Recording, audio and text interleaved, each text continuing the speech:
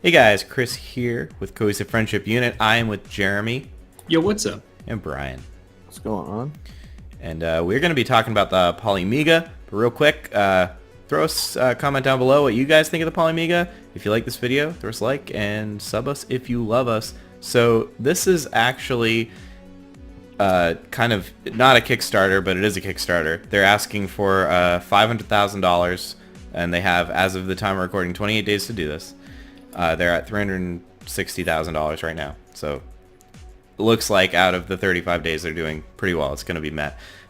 This Polymega system is a kind of it's not really an emulation system. It is. It is.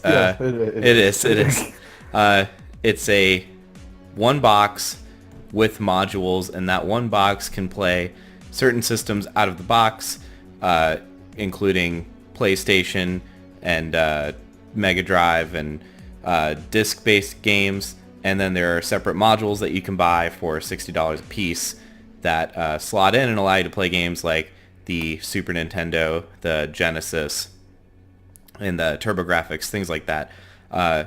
In total, there are pretty healthy amount of systems once you account for the fact that it's all region-free, whatever. I'll just name the systems real quick. And so again, region-free versions, so like the PAL versions. PlayStation, Saturn, Genesis, Mega Drive, Genesis 32X, Sega CD, TurboGrafx 16, TurboGrafx CD, PC Engine, Neo Geo CD, NES, Super NES, and again, that's once you have all the modules. So that's kind of where we're at right now. I mean, I like it. I think it's cool. If you gave me $250 and you're like, you got to spend this on current video game hardware, this is probably what I'd buy. I also think it's cool. I'm not sure that they're going to sell a huge number of these, but I do think they're neat. The thing about it, the flexibility has a lot to recommend it. You know, I think that's normally I would agree with you. Like this kind of niche thing doesn't really sell, but it hits pretty much everybody. Like if there's a mainstream system out there from back in the day, like this thing is pretty much capable of playing it. Yeah, Like 32X and fucking Sega CD. Who cares about that? Hey man, We're gonna get there. We're gonna get it down in the comments. Well, I was gonna say I think the biggest thing is the Sega Saturn. Those don't last very long, and there are not a lot of them, and there's not a very reliable way to play the physical media right now. So I think it's a pretty dedicated that was a big deal. Community for that too. That was kind of their like mic drop moment, like, and now supporting. Yeah, when I saw that, I was like, Saturn. "Oh my god, I can play my Saturn games!" But like, now that you bring that up, that's a really good point. Like, it's a market that's not been really touched because Nintendo came out with the NES and the SNES mini things, and how far back is the Sony backwards compatibility? There is none technically. You just Yeah. yeah. I mean they sell older games, but there is no official I backwards. thought you could play PS1 games on a PS2. On a You okay, so PS3 can play back to PS1, but PS4 can't do any. Right, so that's something that you could reasonably do with Yeah, Yeah. current hardware. Relatively get a current PS2. hardware. Or a PS3 even. yeah. But, like, Yeah. you know, for the TurboGrafx people and the Neo Geo, like, those things are fucking expensive when they, like, a good one, and you're right, it's hardware that's, you know, pushing 30 now. They're not gonna live forever. Yeah, and they are. I mean, also they're early CDs, you know, like or early CD readers. Those were not good. Right, and even the early CDs, some of them rot like laser discs. Yeah. So, like, you know, this is good. It's helping to keep. It's like a new VCR. Yeah. So I mean, I don't know. I have a couple thoughts. So I'm just gonna real quick say kind of how it works. So like if you buy a module, you get a controller with the module, and the controllers are pretty true to their origins, and they look like they're wired, but I'm not sure if there's a wireless version. There's a controller that comes with it and that is wireless. Yeah, it looks like. Yeah. So my biggest issue with this is I feel like this is for people who already have a decent classic game collection, because the whole point of it is you put the game into the system and then you play the game. I feel like if you already have enough Super Nintendo games to want this, you probably already have a Super Nintendo. So for me, it kind of, like, for me the use case for this is like, so I have like the Super Nintendo, NES, N64, GameCube, all that, and even though all those systems aren't covered, we could pretend they are for the sake of argument. Instead of having all those set up, I could just have like one box that I could put that physical medium in, and it wouldn't clutter your entertainment system. Or if you have like a basement where your collection is or whatever, and upstairs in the living room, maybe every once in a while you want to play a game, you can have that hooked up. But you still have to swap out the modules, which is a little annoying. And the controllers aren't free. They're $25 a piece, and you only get one with the module, and the modules are $60. So if you want like a controller and the module, you're looking at $90 on top of your $250. That's where it starts getting a little hazy for me, personally. Which is why I was saying I'm not sure how many of these are going to be sold, because, as you said, it's really for the person who has a lot of classic games but doesn't just collect them, which to me is most of the sales of the SNES Mini and the NES Mini, or Classic or whatever the fuck it's called, were like nostalgia buys. Whereas like if you're buying this, it's like because you intend on playing games from the 80s and 90s, which I don't think is that many people who are actually going to play. I think it's enough to make this successful. Like, I'm hopeful, and I think that like they'll have a market, and I hope that they get enough money to fund their project and everything. I just don't think this is going to be like the next, I don't think this is going to blow up.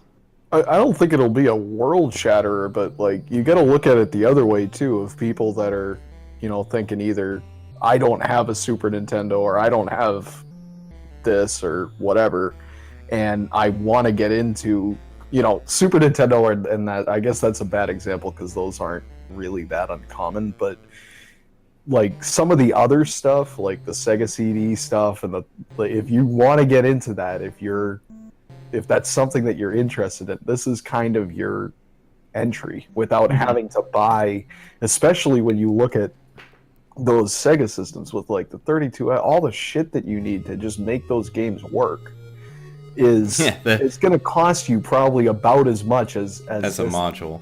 Right. It's going to cost you more than a module, probably. And then the chance that the thing doesn't actually work when you get it, or let's say you have a machine that's, particularly rare, or that you don't really want to use that much, but you still want to play the games.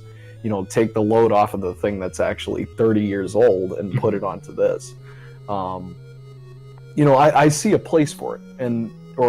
Video game collectors, you have a collection that's primarily Nintendo, and you have an NES and an SNES, but you also happen to have a couple of TurboGrafx games that you picked up, and you don't have the money or the time to, buy one of those systems and find all the working parts and all this stuff. This gives you an opportunity to kind of plug that in and play it guaranteed for $60. Yeah. If you already have the box. So my other big problem with this, which I think personally to me is kind of the elephant in the room when I was watching this, is like, you can, it is very handy that you can like download the games and you just plug them in and you play them. But me personally, so like I have an NES or SNES Classic, and since I've gotten it, I've bought 2 games already on that system. So I already owned those on the Classic, and I went out and bought the physical copies for the Super Nintendo so I could play them on original hardware. And at the end of the day, this is still emulation, which is a little disappointing. So I think that's weird to me, that you're essentially emulating your original cartridge. So it's gonna have to be really good, solid stuff that it's putting out on the TV. Yeah, I think it depends on the software that they put into it, because like hardware wise, this is chicken shit. You could run these things on a cell phone, but it's how well do you actually have it emulated. And I'm interested to see what they did with like the lockout chips. Yeah, because that's kind of, reverse engineering's legal, but that's a little bit more into the gray area, if you ask me.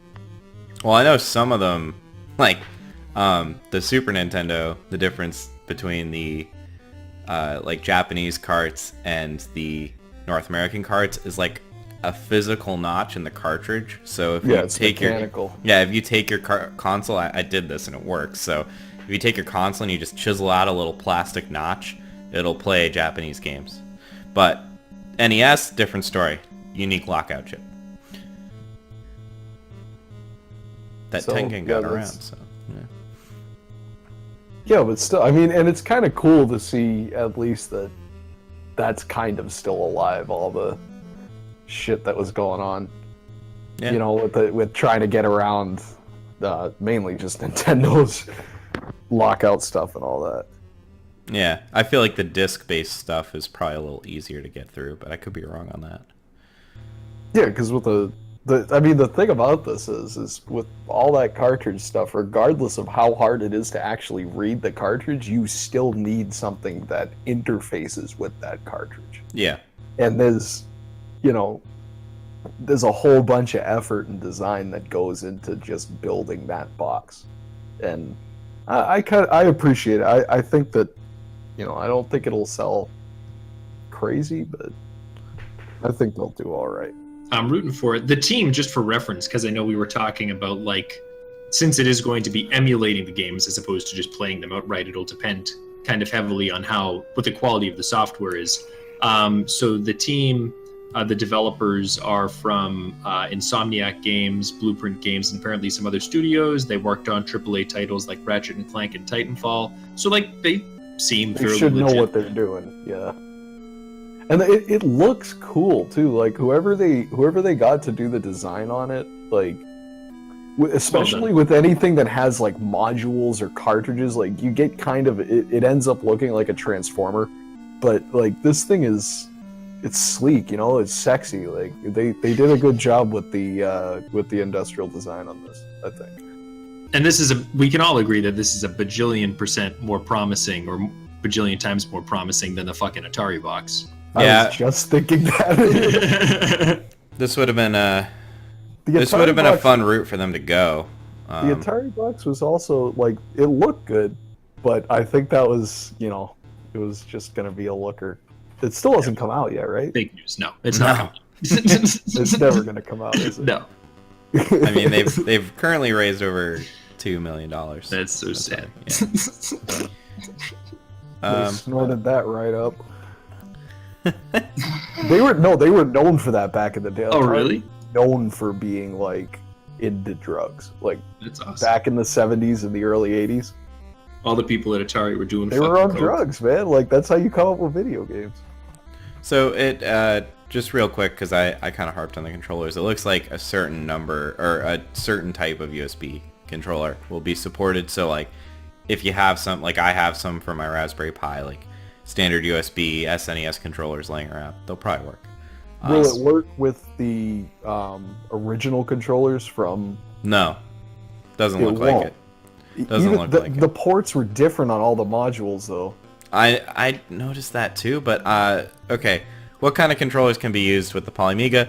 Polymega includes Polymega wireless controller with the base unit, and available element module sets include a wireless classic controller. It also supports a plurality of standard and USB controllers. So yeah, Nice. it will support. Okay, so that actually does help, because like I was saying, like a lot of people who have these video games probably already have the hardware. It's more of a convenience thing. You can Yeah. plug your controllers from your NES into it. And that makes it more authentic too, because you're using original hardware. Well, I mean, again, that kind of goes back to the people that like. There are people out there who I'm sure like I don't want to use it because I don't want to like. Yeah. And if you're using a controller that's 30 years old and you're hammering on it, like. Yeah. Yeah, and Plastic don't last forever. I mean these look like they have like the turbo buttons and all that fun jazz. All the cool shit Yeah. Love the turbo button. for the kids with the late hacks. All right, so let's play a little closing game. I guess the listeners can play the same game. So you're gonna get the base unit, $250, whatever. You're buying it. It's a gift from Uncle Chris. but you're going to buy one module with it. And at launch, those modules are going to be the NES, Super Nintendo, 32X and Genesis module, the TurboGrafx 16, and the Saturn module. Which one are you going to buy? I would probably go Super Nintendo, personally. How many fucking Super Nintendos do you have? Consoles, 2. Dude, we're cutting you off. Well, one broke, so there you go. Yeah, but you've also Point got in the case we're classic. getting- Oh, yeah, I have the little guy. I'm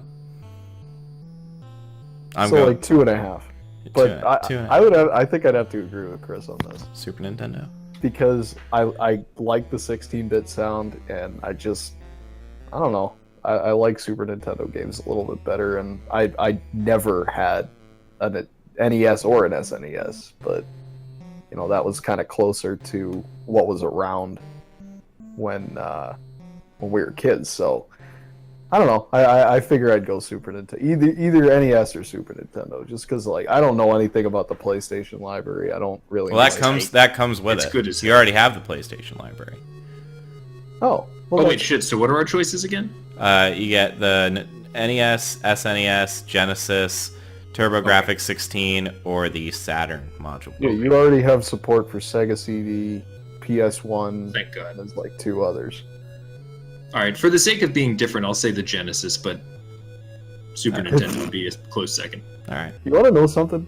Yeah. You know what I had no idea what this was when I first clicked on the link to that video, and I thought it was a video game about a kid who went crazy from playing too much Sonic and killed people. So, there you go. It happens, dude. It does. You know, like you do. Nice. All right. Should we wrap them up, Brian? Yeah, sure. So if you like the Polymega, or you know, if you think that NASA killed JFK's son by mind control, just go ahead and hammer those down on in the word box there, and click the little ringy dingy in the top right hand corner if you want to get continuously connected to the Cohesive Friendship channel, where we're doing all sorts of cool stuff and cool shit throughout the year. So you'll get updated on that. Throw us a sub if you like this video. And as always, smoke them if you got them, guys. That's all for me tonight, Chris. Thanks, Brian. We'll catch you guys next time.